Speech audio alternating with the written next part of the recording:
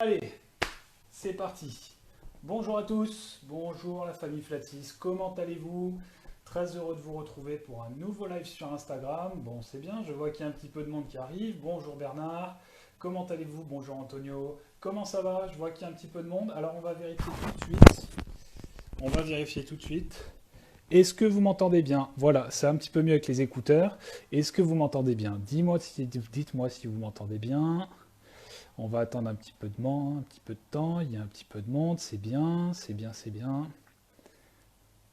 C'est bien, ça commence à monter. Dites-moi si vous m'entendez bien. J'espère que vous allez bien également. Dites-moi aussi si vous allez bien. Est-ce qu'il y a des échos? Est-ce qu'il y a des problèmes? Oui, Marc, c'est beaucoup mieux, c'est vrai. Quand je mets mes écouteurs, ce sont les aléas du direct. Vous voyez, j'avais oublié de brancher mes écouteurs. J'ai l'impression que ça va. J'ai l'impression que tout le monde m'entend. Bon, super.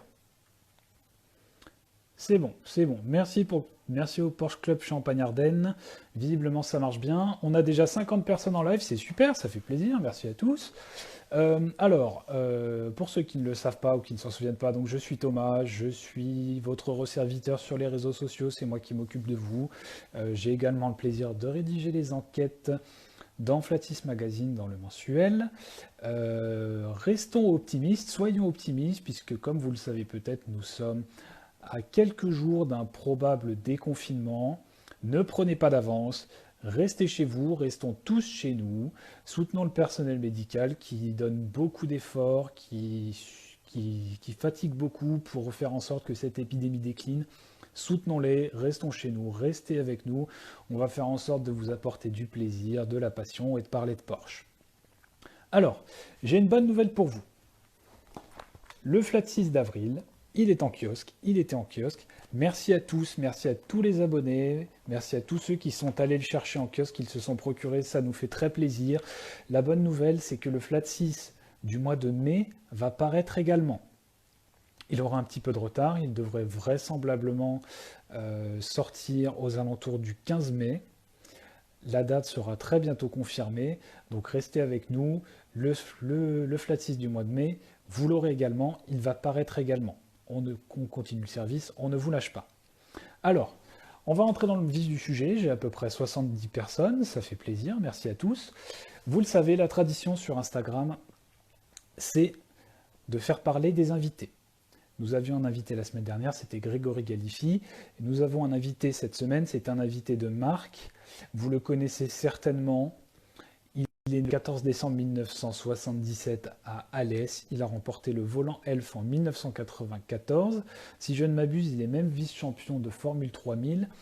Et en 2003, il signe un contrat pilote pro avec Porsche. C'est le début de sa longue histoire en endurance avec Porsche. Il a remporté à peu près tout ce qu'on peut imaginer, 2 fois les 24 heures du Mans, une fois avec Audi en 2010, une fois en 2016 avec Porsche. Il a remporté les 12 heures de Sebring, les 24 heures de Daytona, les 24 heures du Nürburgring, il les a gagnés 4 fois. Il a gagné aussi 4 fois Pikes Peak, il a gagné les 24 heures de Spa. Honnêtement, j'ai voulu vous dresser une liste de tout ce qu'il a remporté, je renonçais tellement il y en avait. Il est toujours pilote officiel Porsche, il s'appelle Romain Dumas. Et on va l'appeler tout de suite. Normalement, Romain Dumas est avec nous. Il est actuellement au centre Porsche de Genève. Et si je ne m'abuse, il nous attend. Alors, Romain, êtes-vous là? Êtes-vous avec nous? Oui, Romain est là, on va l'appeler. Il va nous rejoindre tout de suite. Et il va donc nous parler de sa carrière, de son parcours, de son histoire avec Porsche. Le voilà. Bonjour Romain. Bonjour, bonsoir à tous. Comment ça va? Ben super, écoutez, je suis là au centre Porsche Genève. Je suis content de les voir parce que comme vous tous, ça fait un petit moment qu'on était enfermés, que j'avais pas vu de Porsche, et au tout du moins de si près. Donc je suis très content de les voir. Ça me fait toujours plaisir forcément de voir une si belle concession, encore plus ici où sont des amis. Et ça fait du bien un peu de sortir, non? C'est un peu tout, on est Ouais, tous dans la c'est même sûr. situation. C'est clair. On va vérifier avant d'attaquer qu'il n'y a pas d'écho. Est-ce que tout le monde entend bien Romain? Est-ce que vous m'entendez bien aussi quand je parle? Est-ce qu'il y a des soucis? Parce que je vois que Romain n'a pas d'écouteurs, donc je voudrais m'assurer qu'il n'y a pas d'écho quand je discute. On a une petite trentaine de secondes à attendre. Il y a toujours un petit temps de latence entre le moment où on reçoit les commentaires et le moment où ils sont publiés par par les lecteurs. Donc visiblement, ils sont tous ravis de vous voir, Romain. Là, je vois beaucoup de commentaires, beaucoup de pouces en l'air. Ils ont l'air très contents. Est-ce que c'est bon pour vous? Ils ont l'air de bien vous entendre. Super. Alors, Romain, on va parler de plusieurs choses. On ne peut pas parler de tout parce que votre carrière est bien trop chargée, bien trop riche. Donc, on va se concentrer sur seulement quelques éléments. Mais on va commencer par la base. Comment est-ce qu'on devient pilote pro concrètement? Ça, c'est une belle question. Je vais vous montrer en premier pourquoi ou comment on peut peut-être devenir pilote pro. C'était pas voulu, mais en fait, mon fils est venu avec moi parce que lui non plus n'est pas sorti depuis un mois. Regardez ce qu'il est en train de faire dans la concession. Je tourne, je suis pas une star normalement de. Vous voyez? Ah, voilà, il pilote, tel père, tel fils. Voilà. Si je vous dis en plus qu'il est né le 9 novembre, ça fait 911. Et en plus, c'est vrai. Donc, vous voyez. Voilà, Voilà pour la le petite destin histoire. est tout tracé. Donc, moi, si vous venez à Porsche Genève, vous pouvez venir avec votre enfant et en plus, il peut s'amuser et vous laisser tranquille pendant 1 heure. Voilà. Ouais, c'est super. Donc, vous êtes tombé dedans quand vous étiez tout petit.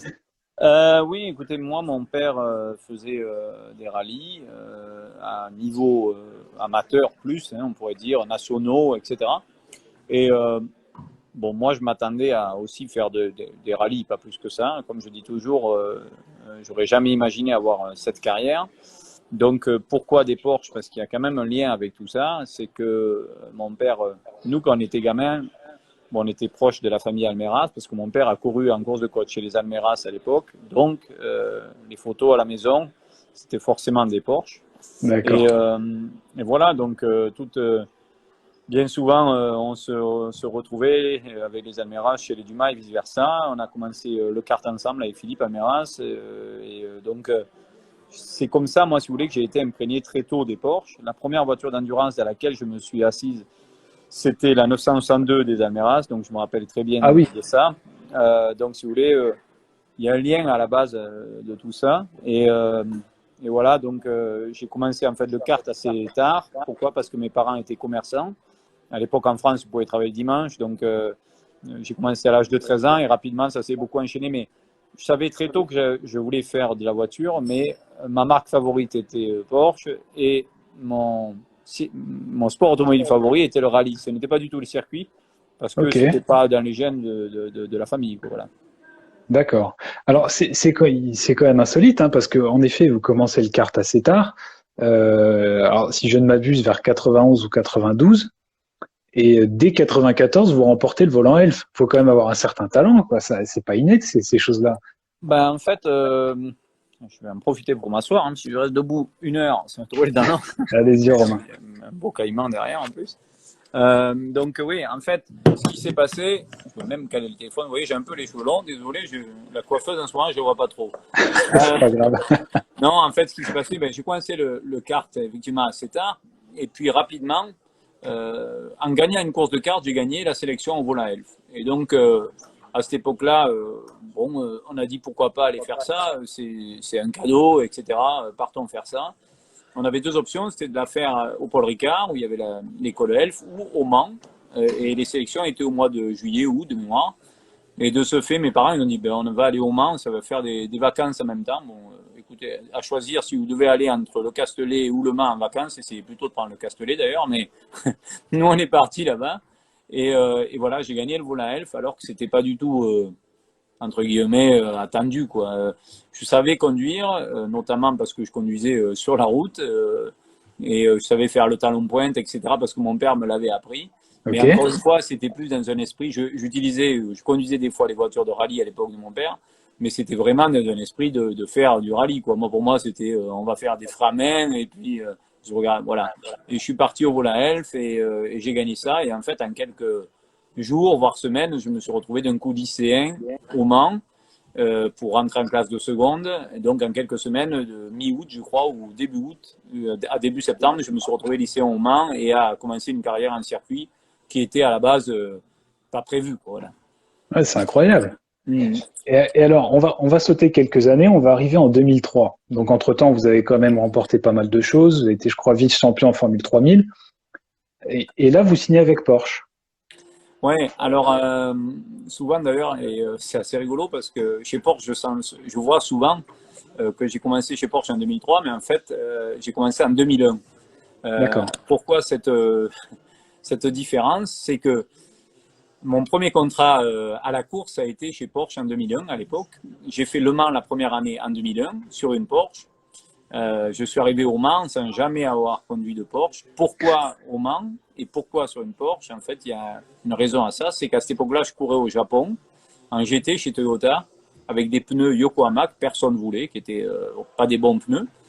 Et en même temps, je faisais la Formule 3000. Et puis d'un coup, Yokohama, au Japon, on dit on a une Porsche au Mans avec des pneus Yokohama, on n'a pas de pilote, en plus un Français, est-ce que ça t'intéresserait? Vous imaginez bien qu'à l'époque, j'ai sauté sur l'occasion et je me suis retrouvé au Mans sans faire les pré-qualifs. À l'époque, il y avait des pré-qualifs. L'équipe pour laquelle j'ai couru, qui s'appelait Fressinger, qui était bien connue, Une belle équipe. a confondu Dumas, donc moi-même, avec un autre nom d'un autre pilote de l'époque qui s'appelait Dumez. Donc, Ah, une histoire un peu incroyable. J'arrive là-bas et je me présente, bonjour Romain Dumas, on est la semaine des 24 heures. Et là, ils me disent, mais on vous attend pas vous, on attend Dumez. Je lui dis, eh ben, je crois qu'il y a un problème. Donc en fait, finalement, c'était bien Dumas qu'on attendait. Je fais la course, ça se passe très bien. À l'époque, Le Mans n'était pas du tout comme maintenant sur le fait que les pilotes étaient plus âgés, etc., etc. Donc en plus, il a plu, donc rapidement, j'ai pu me mettre beaucoup en valeur. Et dès la fin des 24 heures du Mans de cette année-là, où on a fini 7e avec une GT, le patron de chez Porsche Compétition à l'époque, qui s'appelait Herbert Amferer, est venu me voir et m'a proposé de faire la course après, qui était à Vallelunga, dans une voiture privée. Et c'est là, en fait, où la première fois, grosso modo, j'ai envoyé ma première facture à Porsche. Voilà. Donc c'était en 2001. Et c'est la d'accord. première fois où je commençais à être pilote professionnel. Et après, effectivement, 2002, je voulais encore faire la monoplace, donc j'ai alterné Porsche et la monoplace en Oui. faisant Le Mans chez Porsche, etc., etc. Et par contre, en 2003, Porsche m'a demandé, m'a dit, OK, si tu veux devenir à temps plein pilote Porsche, il faut absolument que tu fasses la Porsche Carrera Cup, qui est toujours la base de chez Porsche, quoi. Et moi, fin 2002, je roulais à Barcelone en Formule 1 chez Renault. Et 15 jours après, je me retrouvais dans une Porsche Carrera Cup à Barcelone, à l'époque 1996, donc vous imaginez un peu la différence de vitesse, quoi. Et le patron de Porsche à l'époque, qui était toujours en Fureur, m'a dit tu gagneras jamais une course en Carrera Cup allemande, qui était la plus relevée à l'époque, ou en Super Cup. Et il m'a dit si tu gagnes une course, je te donne direct un contrat de pilote d'usine. Et en fait, la première course était Hockenheim, sous la pluie, et j'ai gagné. Donc à l'arrivée, c'est lui qui a ouvert la porte, je m'appelle comme c'était hier, et il m'a dit viens dans le camion et je te ferai ton contrat de pilote d'usine à temps plein. Voilà, comme c'est Ouais. passé. Il croyait pas tellement en vous, finalement. C'est quelqu'un de très très sympa, très droit, qui adorait les Français. À l'époque, j'étais pas le seul. Il y avait Emmanuel Collard chez Porsche aussi, qui Oui. avait aussi un contrat. Et c'était quelqu'un qui était très gentil, très droit, sincère. Mais à l'époque, chez Porsche, on était 4 ou 5 pilotes. Hein. Ça a bien changé depuis. Mais voilà, c'était la relation était. On était vraiment. Il y avait moins de courses, moins de championnats, moins de pilotes. C'était un petit peu différent de maintenant. D'accord. Ouais. Et il me semble que du coup, pendant encore quelques années, vous allez alterner avec pas mal d'équipes privées qui courent sur Porsche, notamment, on va essayer de le montrer, la Team IMSA. Donc Mhm. ça, de mémoire, c'était en 2004, aux 24 heures du Mans, où vous Mhm. avez couru avec Raymond Nara, qui est, j'ai oublié le troisième pilote. Et ça, c'est comme ça que vous avez commencé. On vous a envoyé dans pas mal d'équipes privées, il me semble. Ouais, alors en fait au début c'était que des teams privés comme aujourd'hui la catégorie GT3. Pourquoi ça? Parce qu'après Le Mans en 98 avec la Porsche GT1, ben, tout simplement Porsche s'est retiré du haut niveau Oui. de la catégorie Rennes, un peu comme maintenant avec la LMP1, la même histoire. Et donc la catégorie GT2 à l'époque, qui est l'équivalent maintenant de GTE, c'était que des voitures privées. Donc Oui. Fressinger, IMSA, il y en avait plein. Et donc Porsche vous envoyait, comme ils font maintenant d'ailleurs, le même format, dans ces équipes-là pour aider les équipes privées et leur faisait, grâce d'avoir un pilote usine ou deux dans chaque voiture. Donc pendant des années, ça a été ce cas-là. Ça a été quand on a gagné les 24 heures de Spa en 2003 avec Marc Lieb à l'époque et Stéphane Ortelli. C'était exactement ce format-là. On allait chez Fressinger et on était prêté à Fressinger. Donc les équipes les plus fortunées avaient la chance d'avoir 3 pilotes usines, les moins fortunés 2 pilotes usines ou un. Voilà, c'était. Mais ça n'a pas D'accord. changé. Le format est le même aujourd'hui en GT3. C'est exactement pareil. On va changer un petit peu d'époque. On va avancer de quelques années et on va partir aux États-Unis. Et là, je pense que c'est vraiment là que vous êtes vraiment rentré où Porsche est revenu au très haut niveau. Et je pense que ça va beaucoup vous parler, ça va parler à beaucoup de monde. C'est l'époque des RS Spider et du Team Penske, où là vraiment, l'épopée a été incroyable parce que vous aviez des voitures qui étaient des LMP2 et qui étaient taillées pour jouer la victoire finale contre les Audi qui étaient des LMP1. Ouais, bon, là, c'est le, entre guillemets, alors ça, donc on revient aux années 2000, 2005 à ce moment-là. Oui, C'était l'été 2005 et donc on entend à un moment donné que Porsche va faire voilà, un prototype. Alors bon, pour la compétition client, etc., c'est pas très très clair. Qu'est-ce qu'on va faire avec cette voiture? Il faut savoir qu'après, pour tous les fans Porsche qui sont là, après l'époque 98 du Mans, donc qui a été arrêté avec la GT1, hein, quand ça s'est arrêté, Porsche a fait déjà un autre proto. Et en fait, qui était une LMP 900 qui n'a jamais vu le jour. Alors quelques-uns d'entre vous ont vu des photos, mais dans en fait, Flat 6 notamment. il y a eu un proto qui a été fabriqué de A à Z et qui a même roulé avec Bob Volek à Baïssa. Et moi, la première fois que je suis allé chez Porsche pour signer ce fameux contrat, en fin 2001, là, on m'a montré ce proto qui était sous une bâche, qui attendait là. Malheureusement, ce proto n'a jamais couru. Donc ça, c'est pour la petite histoire. Donc il s'est rien passé jusqu'à 2005. Et d'un coup, 2005, on entend parler Norbert Singer, qui est toujours là à l'époque, va refaire une voiture. Donc la voiture se met en place, etc., etc. On commence à faire les premiers essais. Moi, je ne suis pas sur la voiture au début. Il y a Emmanuel Collard qui roule avec. À l'époque, Sacha Massen, qui était un pilote chez Porsche, qui était plus âgé que nous, et Lucas Lourd. Et puis en fait, on est à Monza, et puis Roland Kousmol, avec qui était l'ingénieur chez Porsche, chez Norbert Singer, mais Kousmol, qui est un fou de rallye, me dit Romain, tu n'aimerais pas essayer cette voiture, toi qui as l'expérience de la monoplace, etc. Donc on était à Monza, fin 2004. Et je fais quelques tours et d'entrée de jeu, ça marche bien, quoi. Je suis dans le coup, voilà. Et du coup, ils sont assez étonnés. Et rapidement, je vais me retrouver dans cette voiture chez Penske aux États-Unis parce que Timo Bernard et moi-même, on faisait le championnat américain à cette époque-là chez Penske, aux États-Unis, pardon, en GT. Et on se retrouve chez Penske tous les deux dans la plus belle équipe qu'on peut imaginer. L'équipe la plus ordonnée, la plus professionnelle possible, avec une voiture qui était juste le rêve absolu d'un proto qu'on peut imaginer, léger, puissant, agile, facile, techniquement, qui marche tout le temps. Et avec cette voiture, effectivement, on va battre les Audi et aussi les Peugeot comme à Sebring en 2008, où là, on a gagné au général devant tout le monde, Audi, Peugeot, etc. Les voitures des 24 heures du Mans, nous et notre petite LMP2, on Alors battait tout le monde. justement, on va en parler de Sebring 2008. Alors déjà, on va quand même préciser pour ceux qui ne le savent pas, la Team Penske, c'est vraiment une institution aux États-Unis, c'est une des meilleures écuries de course. Et ils ont un historique et un palmarès qui est incroyable. Pour revenir à 2008 et à Sebring, c'est vous qui êtes au volant à la toute fin de la course. C'est vous qui franchissez la ligne d'arrivée avec la RS Spider. Ouais, bon, après, alors ça, c'est une histoire un peu incroyable aussi. C'est qu'en fait, cette course-là, a un fitness camp un mois et demi avant ou un mois avant. Porsche, on fait toujours des fitness camps en janvier, en février, et puis là, on trouve pas mieux de le faire juste avant Sebring. Et moi, je fais beaucoup de courses à pied, et puis en fait, là-bas, en courant, sur des parcours qui étaient fixes, ce qui est une erreur d'ailleurs, en faisant du saut de haie, je m'entrave et je me casse le genou. Donc, j'ai le genou gauche, la rotule du genou qui est cassée. Et donc, on se dit, je ne vais pas pouvoir participer à Sebring. On avait gagné déjà le championnat en 2007. Et là, juste avant la course, on ne voit pas de solution. On ne peut pas opérer, il faut attendre, etc., etc. Ça devrait se consolider. Donc, au bout d'un moment, on dit, mais je vais quand même aller à Sebring, vu que c'est le pied, la jambe gauche. Je prendrai le départ, je ferai que Penske décide que je ferai que 20 tours pour marquer les Ok, points pour le championnat. Donc, c'est d'accord. ce qui est programmé. Parce que comme ça, si je fais le départ, j'ai pas besoin de sauter dans la voiture, etc. pour changer de pilote. Et puis en fait, ce qui va se passer, c'est que je prends le départ et puis en fait, mon premier relais, je mène la course, je double tout le monde et tout le monde me dit t'es pas fatigué, etc. Je dis non, tout va bien, je suis en pleine forme, quoi. Et ce qui était vrai, et en fait, je devais faire que 20 tours, et puis finalement, j'ai fait je sais pas combien d'heures, et à la fin, vu qu'il y avait très peu d'écart avec l'Audi, on a fini avec 8 secondes ou 11 secondes d'écart, je crois. Eh ben, il a fallu que je finisse le dernier relais et voilà, c'était parfait. Le lendemain à l'aéroport, Timo Bernard m'a poussé sur un chariot de bagages parce que j'arrivais plus à marcher. Forcément, j'avais le genou qui avait triplé. Bon, j'avais des béquilles. J'étais arrivé en béquille, je suis reparti en béquille. Et il fallait, je m'en souviens maintenant, qu'on cache les béquilles pendant la semaine pour que les gens ne comprennent pas que j'avais le genou cassé, quoi. Donc c'était un petit peu archaïque, mais ça a marché, quoi.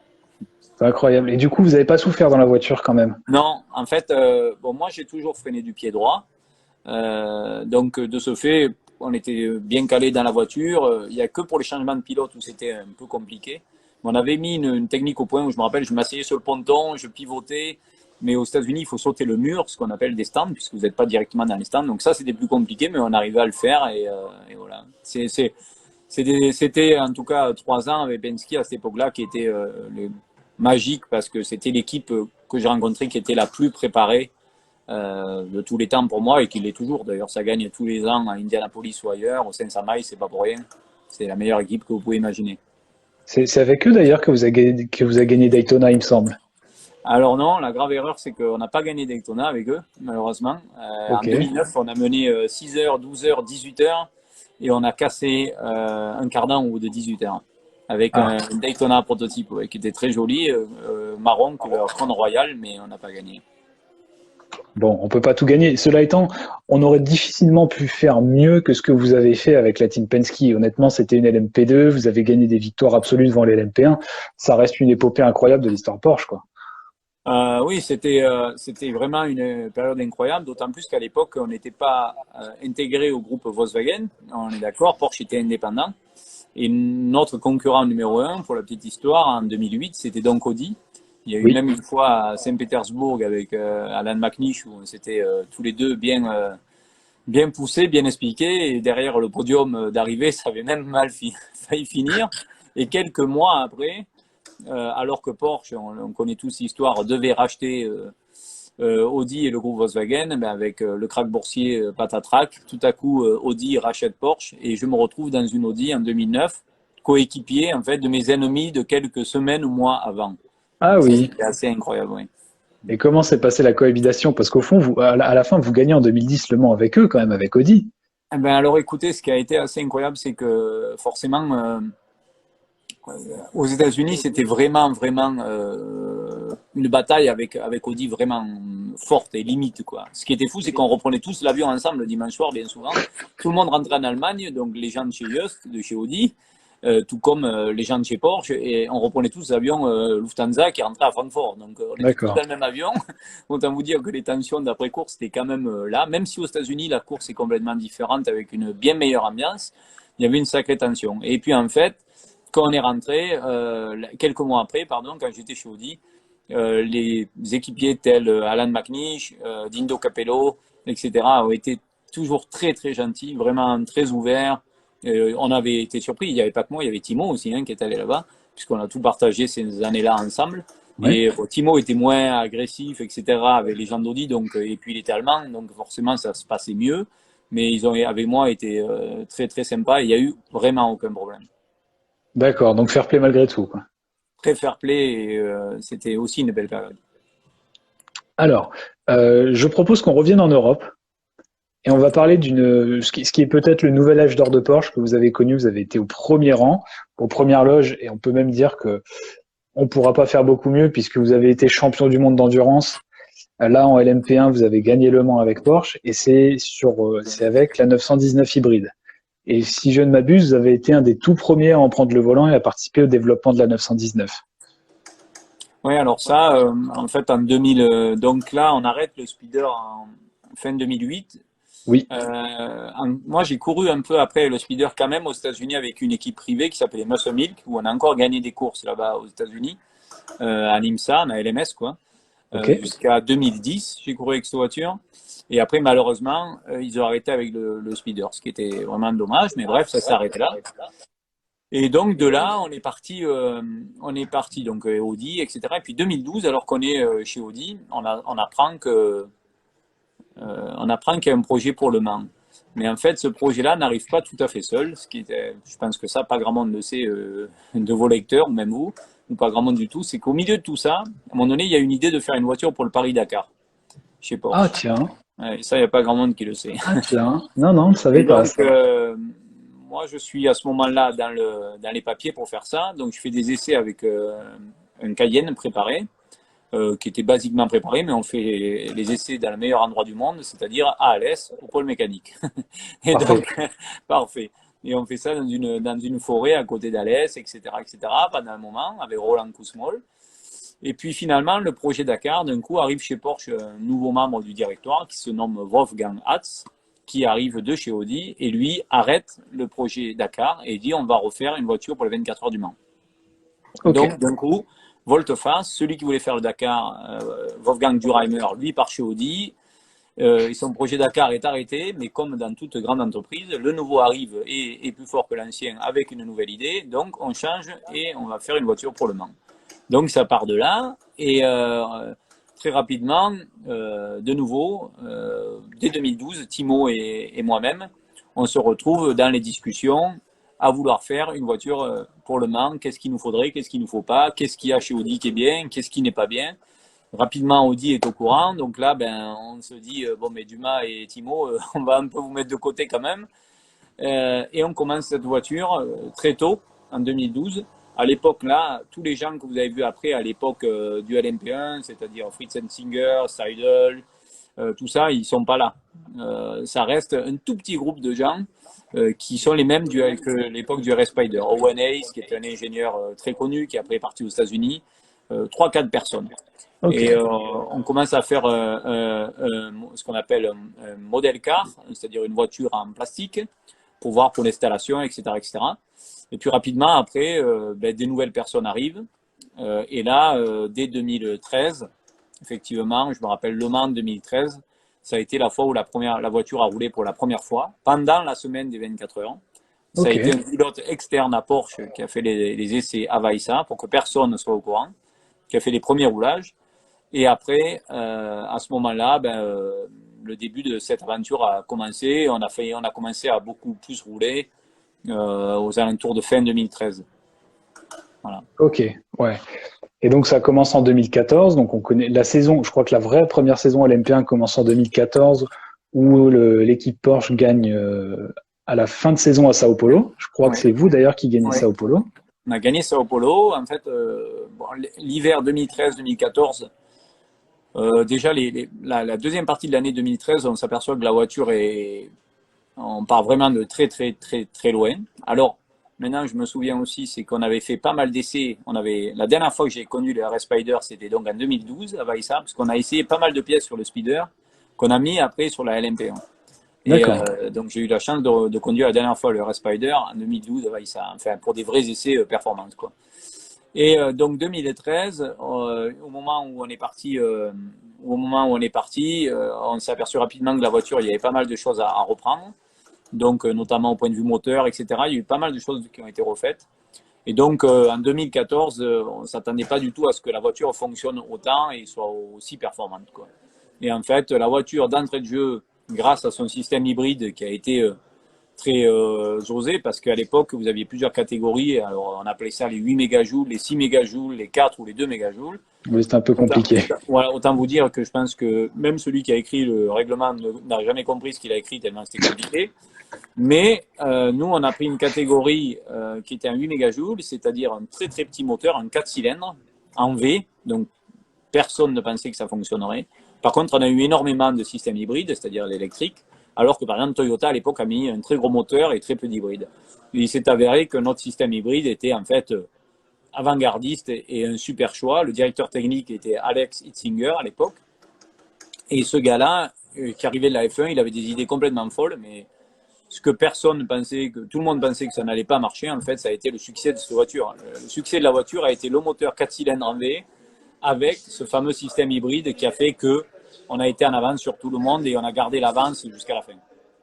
C'est incroyable. Je crois que j'avais jamais entendu cette histoire. Alors je sais pas si nos lecteurs la connaissaient, mais pour moi c'est vraiment inédit, hein, honnêtement.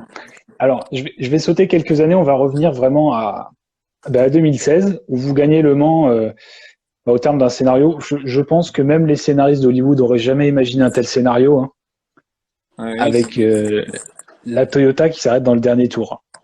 alors oui, c'est assez rigolo parce que je crois que hier ou avant-hier, la CO a remontré le film de Le Mans 2016, puisque j'ai Oui, reçu un texto sur ça, et j'ai répondu à la personne qui m'a envoyé, qui était une journaliste à l'époque de l'équipe. Je lui ai dit, je ne sais pas qui est le scénariste qui avait écrit l'histoire, mais en tout cas, celui-là, il avait vraiment bien travaillé son sujet. Et j'ai été à peu près content ce matin de lire que Pascal Vasselon de chez Toyota, qui était le directeur, a quand même remis ce matin dans un site qui s'appelle Endurance Info, la Porsche a crevé juste avant qu'on ait le problème, ce qui était vrai puisqu'on se tenait à 20 secondes. Oui. On était grosso modo battu puisqu'il restait 4 tours de course à ce moment-là et 20 secondes au Mans en 4 tours. Vous n'allez pas rattraper à moins qu'il pleuve ou qu'il y ait une erreur de quelqu'un. Et on a eu une crevaison lente, donc on s'arrête à 4 ou 5 tours de l'arrivée avec notre crevaison, et là on sait qu'on a perdu, quoi. Voilà, c'est fini, quoi. Et à ce moment-là, on est en tête quand même du championnat du monde, et je me rappelle très bien, malheureusement pour Toyota, la GT1, dans les années, fin des années 90, donc avant les années 2000, a abandonné à 1 heure de la fin, ou à même moins que ça, je crois, 20 minutes de mémoire. Et du coup, je regarde ma montre et j'ai dit bon, ce coup-là, je crois que ils auront un peu ils auront en tout cas un peu un retour de ces années-là. Et puis effectivement, on commence à s'apercevoir. C'est pas moi qui m'en aperçois, alors que moi je regarde toujours les chronos, etc. J'ai à ce moment-là décroché, on est aligné pour voir la voiture passer la ligne d'arrivée. Et Brandon Hartley d'un coup dit mais ils ralentissent beaucoup. Moi je regarde les secteurs et je dis c'est vrai qu'ils ralentissent énormément, mais vous savez, au Mans, il y a toujours cette mode où les gens veulent passer les voitures à côté, des équipes en parallèle, etc. Ouais, ouais. Et puis moi, ma première réaction est de dire, mais ils sont cons, parce qu'ils n'ont pas vu qu'ils ralentissent trop. Là. Le temps que la deuxième voiture de leur équipe les rattrape, on va les avoir rattrapés. Pour moi, ils font une erreur, en fait, au début de calcul, quoi. Ouais. Et puis, en fait, c'est pas une erreur de calcul, donc c'est on voit le deuxième secteur, et puis à ce moment-là, il y a un gros plan sur la vitesse de la voiture en ligne droite et on s'aperçoit qu'elle est plafonne à 220 ou 230 km/h. Et effectivement, là, je m'aperçois qu'il y a un vrai autre problème et un truc effectivement que tu souhaites à personne. C'est ce que j'ai pas dit la première fois que la voiture a coupé la ligne, forcément que tu es content. Mais c'est vrai que pour les gens, tu peux le souhaiter, même à ton pire ennemi, ça, je pense que tu peux pas le souhaiter. Donc, c'était un scénario incroyable, comme le Mans en prévoit ou en crée, ou je sais pas comment on peut dire, mais en tout cas, je pense qu'on s'en rappellera pour un moment, mais ça fait partie de la course. Mais même aujourd'hui, quand vous me le racontez, je me dis, mais honnêtement, qu'est-ce que vous avez ressenti au moment où vous dites, bah, ça faisait un moment que vous vous disiez dans votre tête, vous aviez perdu, vous le dites vous-même, vous avez décroché des chronos. Qu'est-ce qu'on se dit au moment où on se rend compte que finalement, bah, on va gagner le Mans, quoi? Bah, déjà, moi, en tout cas, moi personnellement, pour moi, c'est facile à dire après, mais je dis toujours la course, elle est jamais finie jusqu'à la fin. Je vous donne un vrai exemple pourquoi. Au Nürburgring en 2013, je pense que c'est à peu près ça, ou 2012, on n'est pas là on va pas gagner, on va finir troisième. Donc après 24 heures. Et je suis dans le dernier tour, donc on est pareil, 23 heures et plus de 50 minutes, puisque le tour c'est 8 minutes. Et là, à la radio, Roland Kousmol me dit ralenti, ralenti, on n'a plus d'essence, ralenti, ralenti. Et puis Olaf Manté prend la radio et lui dit accélère. Et puis il y a un loup, très clairement. Et en fait, Kousmol a bien calculé, il voit très bien que si on fait un tour de plus, donc si je passe la ligne à 23h59 et 59 secondes, on n'a pas l'essence pour faire le tour. D'accord. Donc là, Kousmol me dit ralenti, ralenti, ralenti, je suis à 3h59 et 50 secondes. Je ralentis devant la ligne, je ne m'arrête pas parce qu'on n'a pas le droit, je ralentis et là, une Clio arrive et me rentre dedans. Et on a abandonné. Donc, pour la petite histoire, vous voyez bien que la course se termine au bout de 24 heures, 0,0 et 1 seconde. Avant, il peut toujours se passer quelque chose. Et voilà. Donc, à la fin du compte, c'est triste pour Toyota, mais je peux vous imaginer que, autant vous dire que quand vous avez connu ce scénario une fois, c'était pas pour gagner le Mans, c'était que pour finir troisième ou 24 heures de Nürburgring, mais ça m'est déjà arrivé. Et en plus, j'étais dans la voiture. Donc, autant vous dire que, pour moi, en tout cas, à la fin, c'est une fois qu'on a passé la ligne qu'on voit et puis point barre, quoi. En tout cas, vous avez rendu heureux beaucoup de monde. Il me semble que c'était votre rêve d'ailleurs de gagner le Mans avec Porsche. Mission accomplie. Et puis, bah, vous avez rendu heureux beaucoup de monde parce que j'étais devant ma télé, j'y croyais pas non plus. Je voudrais parler d'une autre course avec laquelle aujourd'hui vous avez un historique qui est très très fort, qui est une course, on retourne aux États-Unis, une course de côte qui est peut-être la plus dure du monde, qui est la course de Pikes Peak. Et on s'en souvient assez peu, mais Pikes Peak, vous avez commencé par le courir en Porsche. Ça, c'était en 2012, avec une voiture qui a été très très lourdement préparée. Et ce qui est assez particulier avec cette première édition en 2012, c'est qu'il me semble que si je me trompe pas, c'était 2 jours après les 24 heures du Mans. Bien souvent, Pikes Peak, c'est juste la semaine après Le Mans. Mon meilleur souvenir, alors bien souvent, surtout en cette période de confinement, les gens me disent quel est ton meilleur souvenir de course, etc. Alors, je ne sais pas vous dire si c'est Le Mans, si c'est Sebring, si c'est Pikes Peak ou j'en sais rien. Le seul truc que je me rappelle, c'est que bien souvent, comme en 2016, je suis parti à Pikes Peak depuis Le Mans. Et autant vous dire qu'en 2016, ce coup-là, on l'avait bien fêté parce qu'en 2010, j'avais pas du tout, pas beaucoup fêté ma victoire du Mans. Je vous explique peut-être après pourquoi si ça vous intéresse. Oui, Mais on reprend la question. 2016, je suis parti le matin du Mans, direct à l'aéroport, et le week-end après, j'ai gagné de nouveau Pikes Peak. Et ça, c'est un bon souvenir quand tu fais les deux à une semaine d'intervalle et que tu arrives à gagner les deux courses. Revenons à 2012. Pourquoi Pikes Peak? En fait, voilà, je fais du rallye depuis 2008 avec ma propre équipe, ma propre structure, avec ma propre voiture que je prépare moi-même. Avec, à l'époque, vraiment, on a commencé avec des copains d'école, de lycée, etc. On fait cette voiture, tout le monde est motivé, etc. Beaucoup de gens en France pensent que c'est l'usine qui m'envoie faire ça, ce qui est complètement faux. Tout ça est complètement fait à Alès, au pôle mécanique et privé. Et puis en fait, les années passent, 2010, 2011, 2012, je fais que 3-4 rallyes par an parce que j'adore ça. Mais au final, d'un coup, je dis à mon même groupe de copains, je dis mais pourquoi on n'irait pas faire Pikes Peak? Voilà, le truc, je sais pas pourquoi je dis ça. Et je leur donne ça quand on est à l'arrivée du rallye de Charbonnières, où avec ma Porsche, on fait troisième au général et on n'est pas loin de gagner devant les WRC, mais on perd à la fin. Bref. Et puis eux me relancent, ils me disent bon ben allez, on y va, faire Pikes Peak, on y va, on y va. Et puis d'un coup, j'arrive grâce à Spark, qui est sur la voiture à l'époque, trouver une GT3R qu'on va modifier nous-mêmes. Alors quand vous voyez ce kit aérodynamique, vous avez l'impression que ça a été fait en soufflerie et que ça a été développé par des ingénieurs, mais en fait, le kit aéro, il a été développé à Alès avec avec des Les petits flaps, là, voilà. des petits flaps sur les côtés, les entrées d'air sur les côtés pour le moteur, etc., etc. Tout ça, on a fait ça à Alès et on a roulé sur un aérodrome à Alès et on a développé ça nous, en fait. C'est Donc, il incroyable. y a rien de l'usine là-dedans. Il y a que du temps passé, de la fibre faite voilà, à l'atelier. Et la voiture est d'ailleurs, je pense, une des plus belles GT3 qu'on a pu voir jusqu'à là, mais voilà quoi. Et on Oui, est oui, parti à Pikes magnifique. Peak. On est parti à Pikes Peak sans savoir où on allait, sans savoir comment était la course, etc. Et puis l'histoire est incroyable, c'est que c'était la première année où c'était goudronné. Et c'est pour ça que moi, j'ai décidé de prendre une voiture de circuit avec beaucoup de réglages de Nürburgring dessus, les mêmes amortisseurs. Ma boîte de vitesse était la boîte que j'utilise en rallye. Donc, on avait fait un petit peu un mix de tout ça. Et quand on est arrivé là-bas, les Américains, pour peser la voiture sur la balance, pour la poser sur la balance, pour la peser, la voiture était tellement basse qu'en fait, forcément, elle ne monte pas sur les balances. Et là, il nous rit au nez et il dit, mais qu'est-ce que vous faites ici, là, les Français? Ça va jamais marcher, cette histoire. Et moi, je regardais les voitures des autres et je me disais, mais ils sont tous fous ici, avec leurs pneus terre, les voitures, elles sont hautes, il n'y a aucun carrossage. Je ne connaissais pas la route, mais rapidement, moi, j'arrive à comprendre quand la technique m'intéresse beaucoup, que je pense qu'on a un coup à jouer. Et puis D'accord. finalement, on fait les essais, on est quatrième au général, ce qui était au milieu des protos de là-bas, et des voitures faites un peu archaïquement, mais avec beaucoup de chevaux, etc. Et puis en course, les deux premiers sont sortis de la route.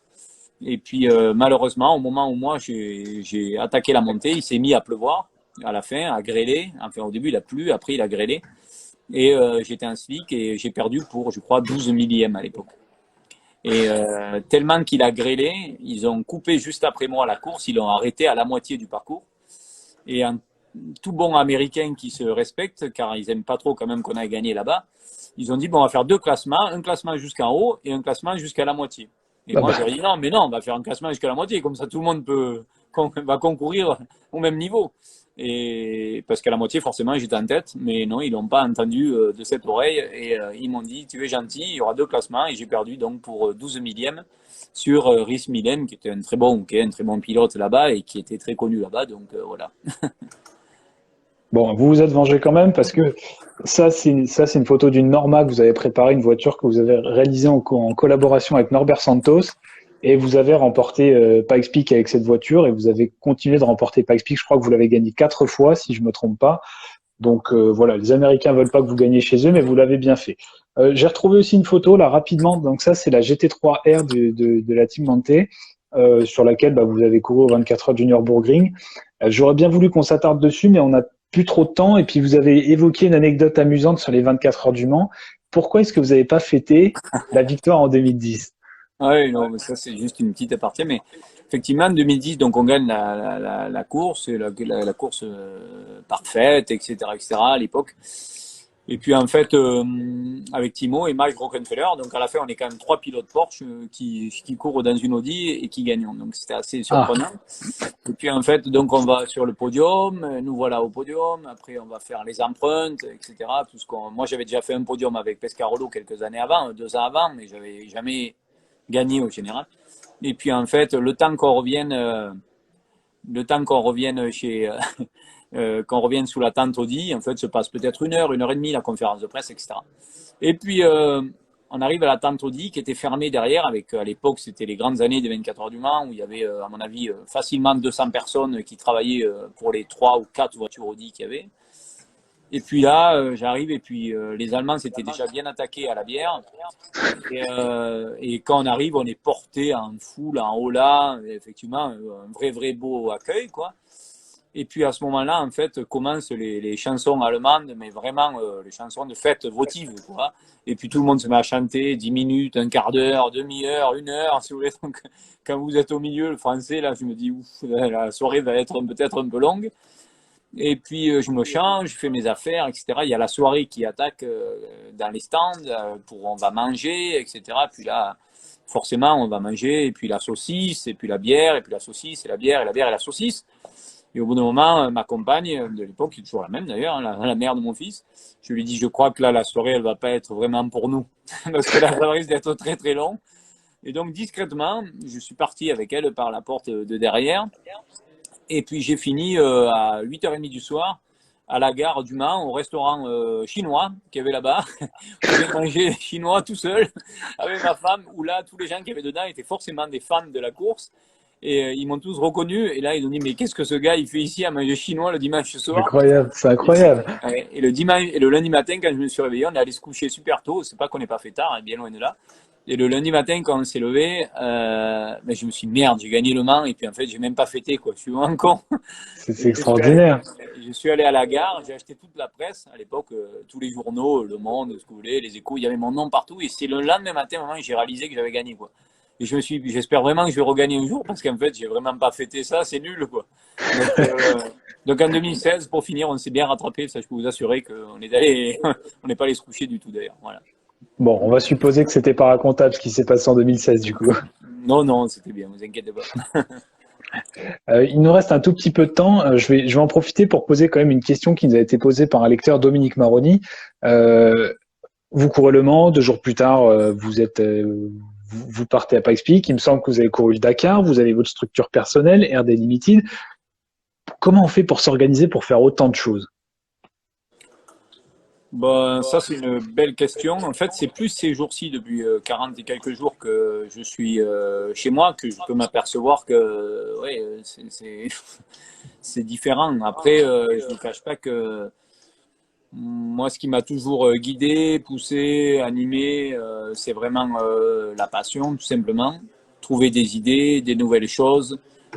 Pourquoi le rallye? Ben, c'est parce que voilà, c'était une passion à moi. Pourquoi le faire avec des Porsche alors qu'on pourrait forcément le faire avec des WRC et je gagnerais peut-être plus facilement, etc. Mais c'est toujours un peu moi ce défi qui m'anime, quoi, et qui m'a toujours Ouais. animé. Alors le circuit, comme je dis toujours, c'est mon métier et tout ce qui est à côté, c'est le plaisir. Et quand on a toujours fait tout ce qu'on a fait à côté, on l'a toujours fait par plaisir et par conviction et j'ai la chance d'avoir un groupe autour de moi. Alors maintenant, oui, c'est créé RD Limited et ça commence, on prépare des Porsche, on en monte, etc. Mais à la fin du compte, les gens qui sont avec nous ou qui sont nos clients, ils ont un peu la même philosophie, c'est-à-dire qu'ils sont vraiment passionnés, ils veulent passer un bon moment, ils veulent prendre du plaisir et voilà. Donc en fait, moi, c'est toujours ce qui me motive. Cet après-midi, j'ai appelé chez Porsche pour acheter une Porsche Cup pour un client. Je me suis occupé d'un faisceau électrique pour le Dakar. Mais au moins, ça permet de croiser plein de gens et de faire plein de connaissances.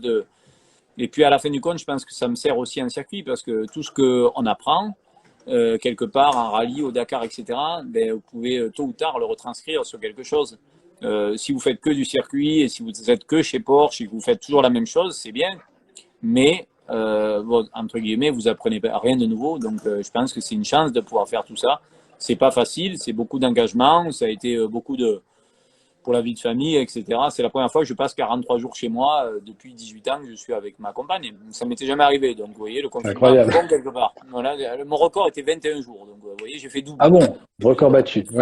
Il a fallu une pandémie pour que Romain Dumas reste chez lui. Voilà. Alors, je vais rebondir sur ce que vous avez dit, sur le fait que vous aimez bien aussi essayer autre chose que les Porsche. Et ça, c'est une autre question d'un lecteur. C'est comment se passe justement le fait que comment Porsche a accepté de vous laisser courir, par explique avec une Norma qui vous laisse courir le Dakar. Le Dakar, je crois que c'était avec une 2008 DKR.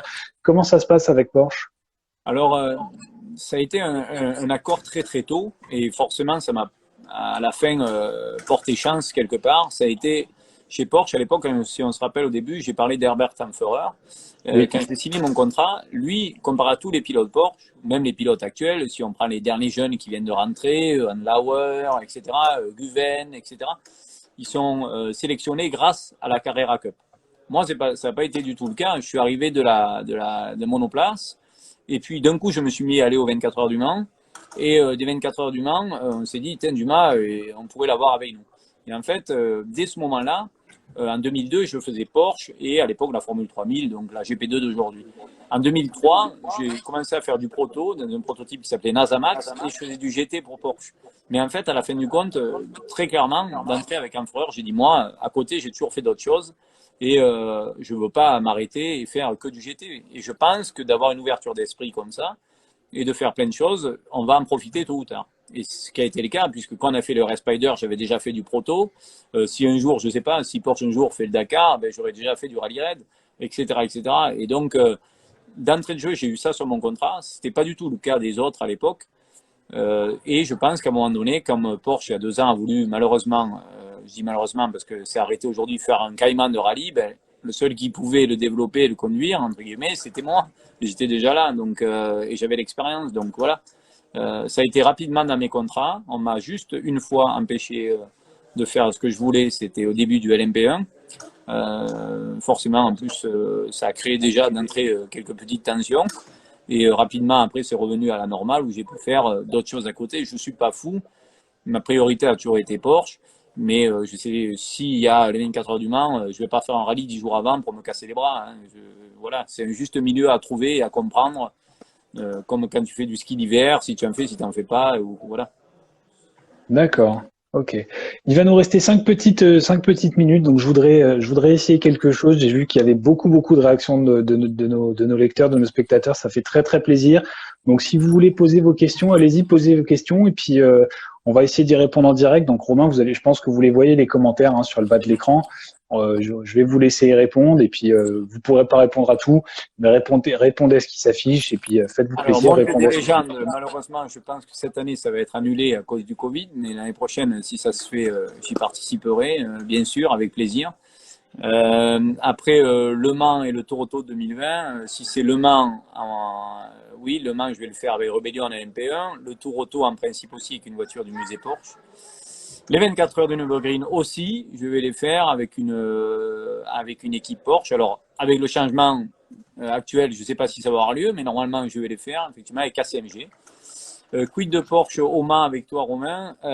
Écoutez, non, je vais le faire en LMP1, comme je l'ai dit.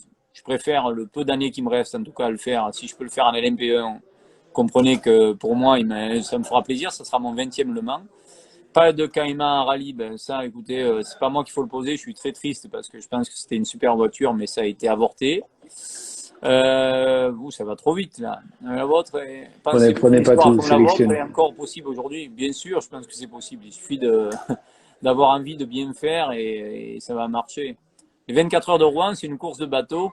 Ça me plairait de le faire parce que j'ai essayé le bateau il y a 2 ans et promis, peut-être quand j'aurai le temps à la retraite, je vais le faire. Voilà. Ma première course, c'est la fameuse Venturi. Ça, c'est bien.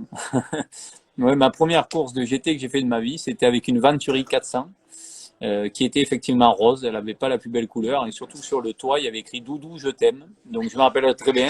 C'était le propriétaire qui avait mis ça. J'y suis pour rien. Voilà. On va aller chercher ça sur Google. Voilà. Un trophée des champions au pôle mécanique d'Alès.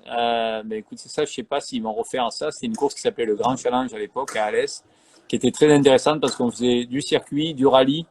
Et c'est ce que j'aime bien, c'est-à-dire il faut s'adapter à tous les cas. Le Grand Chelem de Daytona, c'est la seule course qui me manque au général. J'ai fini troisième il y a 2 ans. J'ai gagné des catégories, oui, mais j'ai pas gagné au général. Donc c'est la seule qui me manque et j'espère qu'un jour je la gagnerai. On verra bien. La plus belle course au monde, c'est peut-être celle que j'ai pas faite encore. Donc je vous dirai dans quelques années. Période difficile, tu souffles un peu. Ouais, je souffle un peu en ce moment, mais je fais pas mal de sport et je cours beaucoup. J'ai fait un semi-marathon tout seul la semaine dernière et j'ai fait 1h33, donc je suis plutôt en forme et ça va, c'est bien. En ce moment, tout va bien. Voilà. Pas la F1. Pourquoi? Parce que je suis trop vieux, vous voyez pas? Non, ça n'avait pas fait dans les années 2000, c'est pas maintenant que ça va le faire, malheureusement. Boîte méca ou auto, boîte méca bien sûr. C'est là où on voit les grands pilotes. Il faut faire des blocages de pompe pour faire tourner la Porsche au freinage. Voilà. Alors, je vais finir avec une dernière question. Est-ce qu'on peut savoir pourquoi le projet du Cayman GT4 Rally a été avorté? Ah oui, alors ça, écoutez, pourquoi il a été avorté?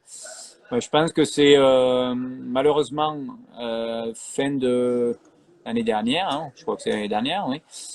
Franck Valizer, qui était à la tête du motosport, a changé de poste. Il est toujours chez Porsche, mais pour sa carrière, il a bougé ailleurs. Lui était très intéressé par le projet rallye.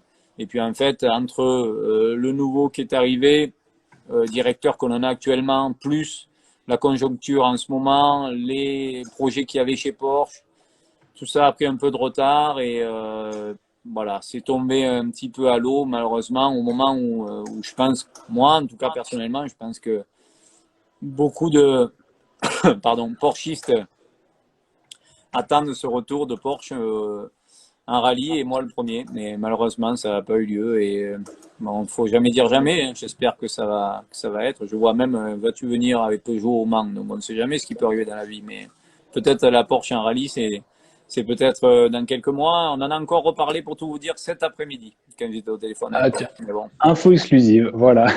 Romain Dumas pousse chez Porsche pour un retour en rallye. Es-tu déçu de ne pas avoir fait des records à 917 Evo? Allez, je vous donne un dernier scoop. Porsche m'avait demandé de faire Pikes Peak avec la 917 et la 919 Evo. Oh. Mais comme j'étais déjà engagé avec Volkswagen, on ne l'a pas fait. Voilà. Voilà, c'était le dernier scoop, c'est incroyable, c'est incroyable. Et c'est dommage qu'on l'ait pas vu venir parce que je pense que vous auriez explosé le record comme vous l'avez fait avec la Volkswagen IDR en passant sous les 8 minutes. Ça fait quasiment 1 heure, on va s'arrêter là. Je pense qu'on peut tous remercier très très fortement Romain d'avoir pris le temps pour nous de nous raconter ces histoires, dont la plupart étaient franchement inédites. En tout cas pour moi, c'était inédit. Merci beaucoup Romain. Je pense que tout ce qu'on peut vous souhaiter maintenant, c'est la victoire à Daytona, puisque visiblement elle vous manque, et puis de vous éclater sur la prochaine course. Et on espère qu'on vous reverra bientôt au Mans. Merci aussi beaucoup à tous les lecteurs, à tous les spectateurs qui sont venus nous voir. Ça fait très plaisir. Vous avez été top. Vous avez balancé plein de commentaires, plein de likes. Ça fait très très plaisir. Le prochain live sur Instagram aura lieu exceptionnellement mardi prochain et non pas jeudi, puisque Marc Joly sera trop occupé pour animer Facebook. Donc, je vous redonne rendez-vous mardi prochain sur Instagram où j'aurai un nouvel invité. On parlera de Porsche moteur avant classique avec Fabien Caron, qui est l'un des contributeurs réguliers de la rédaction. Un dernier petit mot pour remercier aussi très sincèrement Oscar Caron qui a essayé et qui, je crois, a réussi d'enregistrer ce live pour que vous puissiez le consulter de nouveau. On va essayer de le publier sur YouTube. Donc, merci beaucoup, Oscar. On vous dit à tous à très bientôt. Au revoir, Romain. Restez chez vous et merci à tous. Allez, bye bye. Au revoir.